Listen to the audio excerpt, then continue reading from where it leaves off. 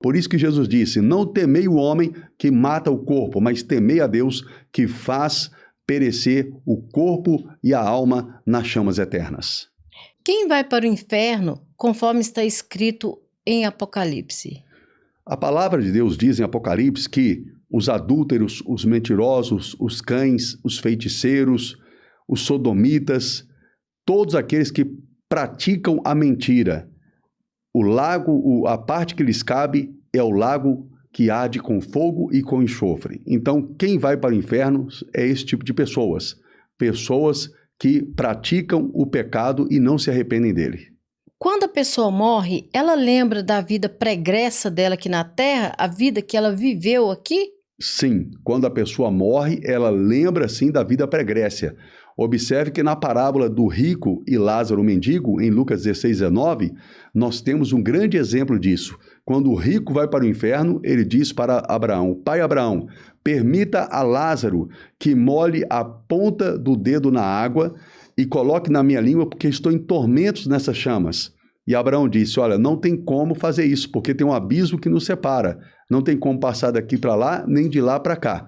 Então ele vai e diz para Abraão, então pai Abraão, permita que eu volte à casa dos meus pais, porque eu tenho 5 irmãos lá na terra, para que eu avise a eles deste lugar de tormento. Então observe que o rico, ele lembrou da vida pregrécia dele aqui na terra. Ele lembrou que ele tinha 5 irmãos aqui na terra e ele queria o quê? Avisá-los desse lugar de tormento, que é o inferno. Ou seja, a hora de se arrepender é agora. A hora de se converter ao Senhor Jesus é agora. A hora de garantir a eternidade nos céus e não no inferno é agora. Então eu digo para você, se você não recebeu a Cristo como Senhor e Salvador da sua vida, faça isso hoje. Confesse o Senhor Jesus como o único e suficiente Salvador da sua vida e garanta o seu nome escrito no livro da vida.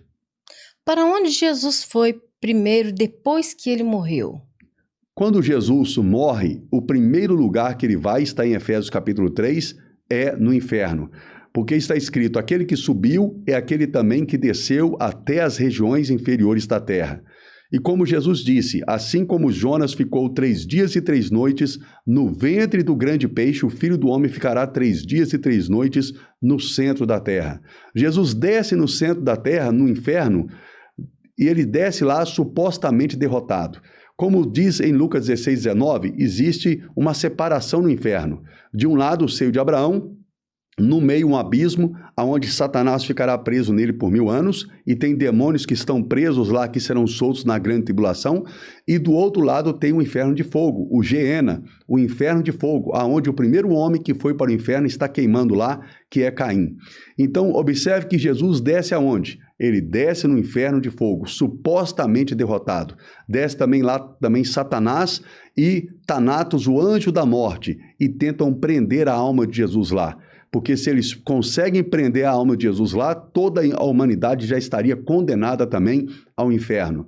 Mas aí vai se cumprir o que está escrito na palavra do Senhor. Ó morte, aonde estão os seus aguilhões? Aonde estão as suas cadeias? Aí vem o Rei da Glória.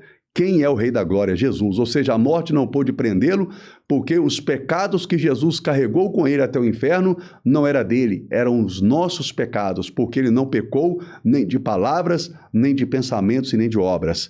E o salário do pecado é a morte, mas o salário de quem não peca é o quê? É a vida eterna, ou seja, ele morreu a nossa morte para nós podermos viver a vida eterna. Amém? Então Jesus, ele desce lá e a Bíblia diz que ele prega para os espíritos em prisão. Então o que acontece no inferno? Jesus, ele toma da mão do diabo as chaves da morte e do inferno, por isso que está escrito em Apocalipse, João, estive morto, mas estou vivo pelos séculos dos séculos e tenho nas mãos as chaves da morte e do inferno. E agora vai se cumprir também um outro versículo bíblico que diz, quem é esse que vem saltando pelos montes?